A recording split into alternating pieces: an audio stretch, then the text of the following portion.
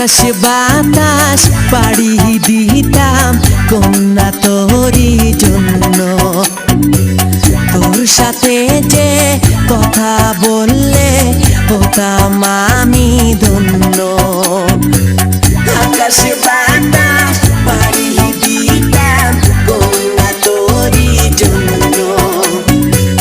তোর সাথে কথা যে বললে হতাম আমি ধন্য। ও কন্যা কান্দো না, মান কইরো না, তোমারে আমি ভালোবাসি তুমি কি জানো না? ও কন্যা